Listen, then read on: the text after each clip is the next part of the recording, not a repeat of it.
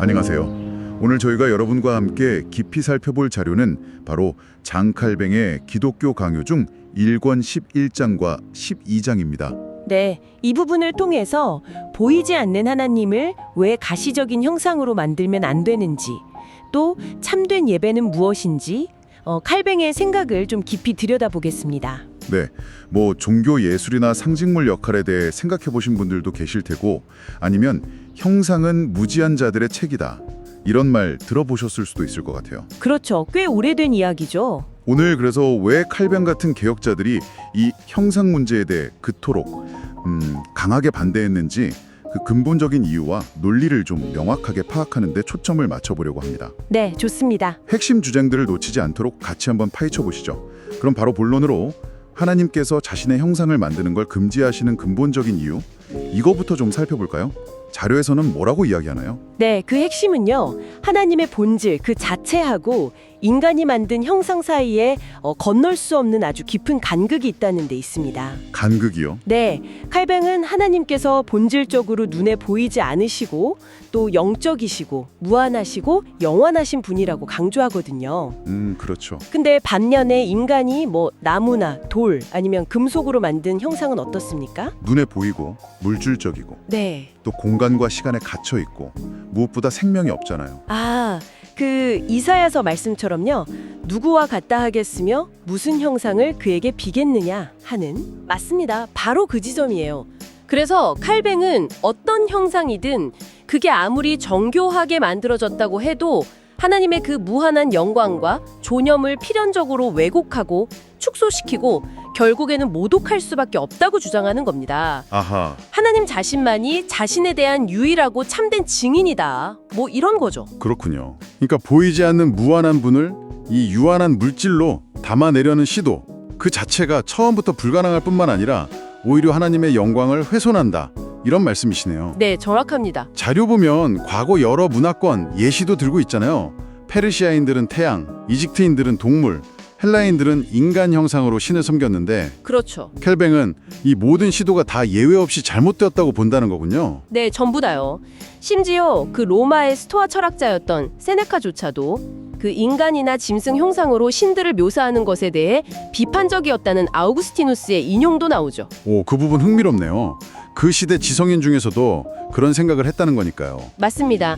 세네카는 신들을 좀 저급한 물질로 만들고 사람이나 짐승의 모습을 입히는 걸 비판했었죠. 그리고 칼뱅은 이게 단지 구약의 유대인에게만 해당되는 명령이 아니라 모든 시대, 모든 사람에게 적용되는 보편적인 원리라는 걸 강조해요. 보편적인 원리다. 네, 사도 바울이 아테네 아레오바고 언덕에서 헬라 철학자들에게 연설할 때 했던 말, 그걸 근거로 들거든요. 사도행전 17장 29절이죠. 하나님의 소생이 되었은즉 하나님을 금이나 은이나 돌에다 사람의 기술과 고안으로 새긴 것들과 같이 여길 것이 아니니라고 했잖아요. 네네. 즉 하나님의 신성한 본질 자체가 인간의 손으로 만든 어떤 형상과도 비교될 수 없다, 이런 선언인 거죠. 물론 구약에서 하나님께서 구름기둥이나 불기둥, 연기 가운데 나타나신 적은 있죠. 네, 칼뱅은 그것들이 하나님의 형상을 보여준 게 아니라고 봐요. 그래요? 그럼 뭐죠? 오히려 그분의 그 불가해한 영광과 임재를 상징적으로 드러내면서도 동시에 감추는 역할을 했다고 해석하는 거죠. 감추는 역할? 네, 성막 지성소에 있던 구룹 천사들도 마찬가지예요. 그 날개로 언약궤를 덮었잖아요. 그게 하나님의 임재를 가리키면서도 동시에 그 신비를 강조하는 역할이었지 하나님을 닮은 모습으로 제시된 건 아니었다는 겁니다. 그렇군요. 그럼 이런 질문이 좀 자연스럽게 되는데요. 역사적으로 특히 글을 잘 모르는 사람들이 많았던 시대에는 형상은 무지한 자들의 책이다, 이런 주장이 꽤 설득력 있지 않았나요? 네. 그레고리우스 교황 얘기도 나오죠? 네. 교황 그레고리우스 1세도 비슷한 말을 했다고 하고요. 이렇게 형상이 교육적인 도구가 될 수 있다는 주장, 여기에 대해서 칼뱅은 어떻게 반박하나요? 칼뱅은 이 주장을 아주 단호하게 정면으로 반박합니다. 정면으로요? 네, 그는 형상이 뭔가를 가르친다면 그건 참된 지식이 아니라 헛되고 거짓된 것뿐이라고 주장해요. 이걸 뒷받침하려고 구약 선지자들을 인용하는데요. 네. 예레미야 10장 8절에서는 우상의 가르침은 나무뿐이라 이렇게 말하고 하박국 2장 18절에서는 부어 만든 우상을 거짓 스승이라고 선언하거든요. 아, 거짓 스승. 네, 그러니까 형상 자체가 가르치는 내용이 공허하거나 거짓이라는 거죠. 칼뱅은 이게 단순히 우상을 미신적으로 섬기는 경우뿐만 아니라 형상을 책 대신 교육용으로 쓰려는 당시 교황주의자들의 좀 더 뭐랄까 세련된 주장까지도 포함해서 비판하는 겁니다. 형상에서 배울 수 있는 하나님 지식은 겨우 왜곡된 환상일 뿐이다. 이런 아주 강력한 입장인 거죠. 그러니까 형상이란 매체 자체가 내용을 전달하는 데 있어서 근본적인 한계와 위험성이 있다는 거네요. 그렇죠. 락탄티우스나 에우세비우스 같은 초기 교부들도 형상이 묘사하는 건 결국 죽어 없어질 것들이라고 했고, 특히 아우구스티누스가 로마 학자 바로의 말을 인용하면서 형상이 오히려 신들에 대한 경외심을 감소시키고 오류를 증가시킨다고 경고했다는 내용도 인상 깊었습니다. 네, 맞아요. 신들의 우상들을 처음으로 도입한 사람들은 두려움을 빼앗고 오류를 더했다는 그 바로의 통찰, 아주 날카롭죠. 네, 아우구스티누스는 바로 그 통찰을 빌려서 형상이 가진 어떤 기만적인 힘을 경고했어요. 형상은 너무 생생해 보이니까 사람들 마음을 사로잡고 마치 그게 실제로 살아 숨쉬는 존재인 것처럼 착각하게 만들어서 결국 더 깊은 오류에 빠지게 한다는 겁니다. 오히려 살아있는 듯해서 더 위험하다는 역설이네요. 바로 그거죠.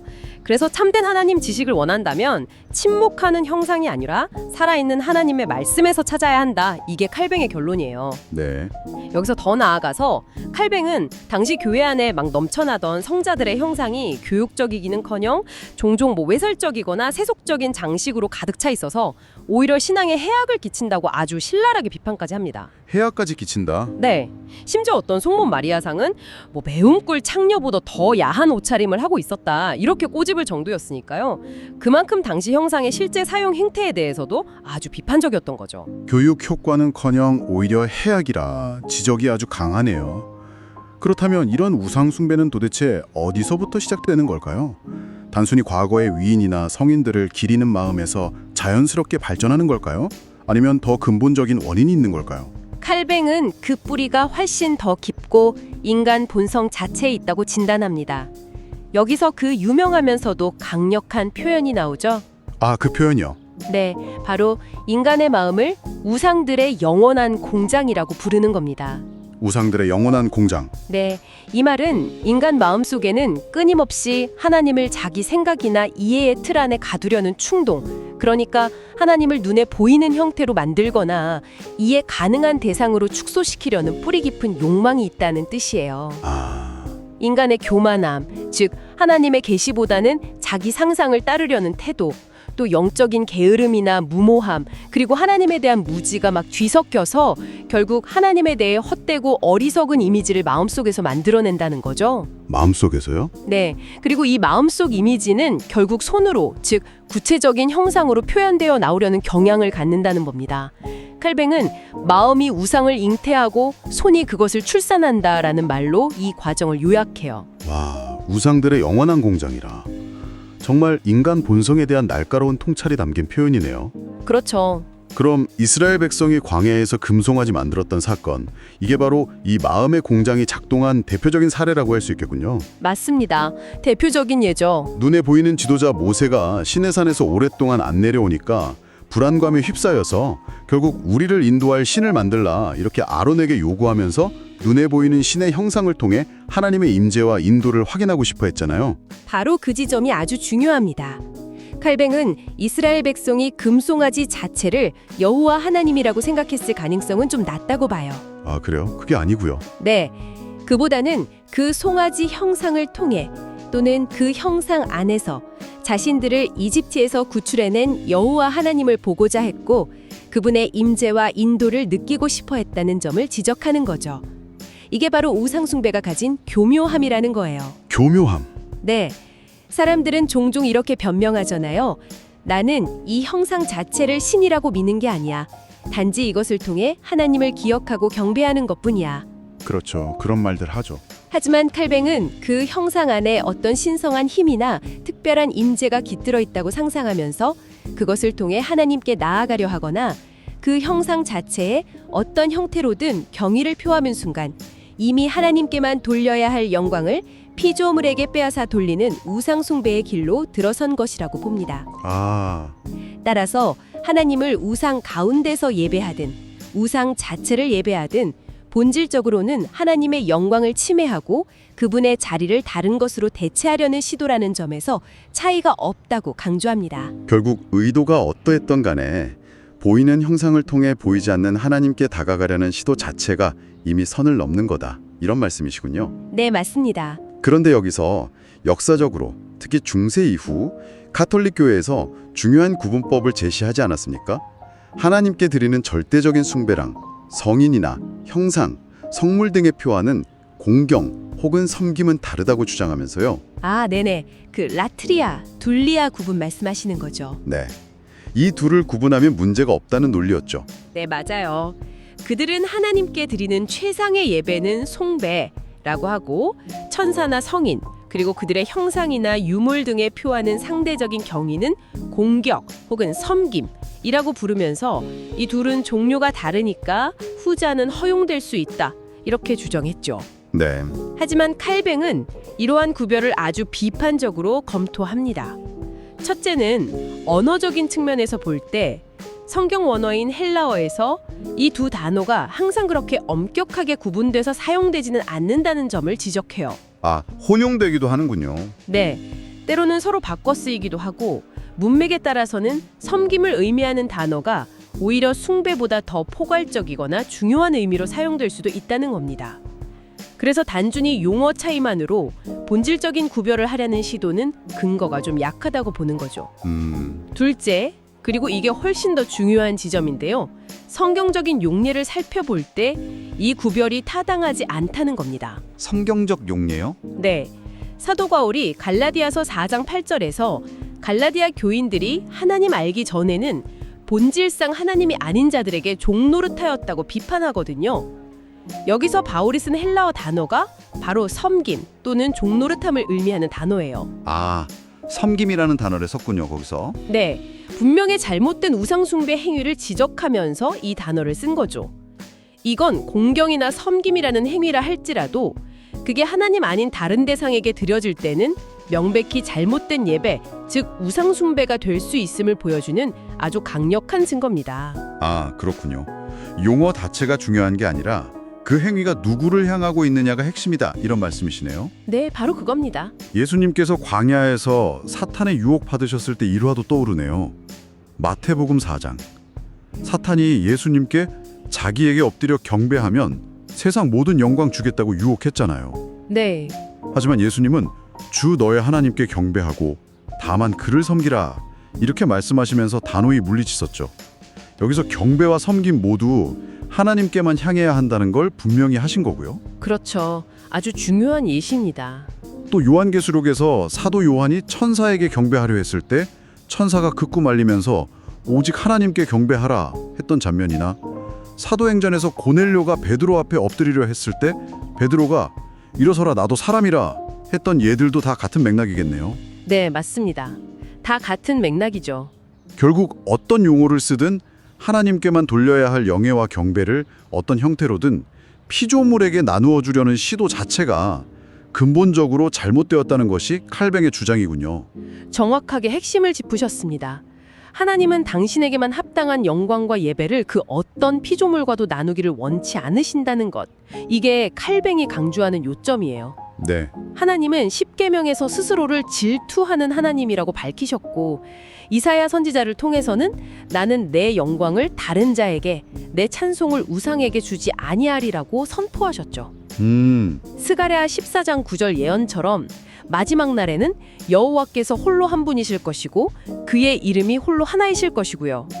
이런 관점에서 볼 때 숭배와 공경이라는 용어를 나눠서 형상이나 성인에게 경의를 표하는 행위를 정당화하려는 시도는 결국 하나님의 절대적인 주권과 영광을 침해하는 인간적인 궤변에 불과하다고 카넬뱅은 본 것입니다. 이제 논리가 아주 명확해지는 것 같습니다.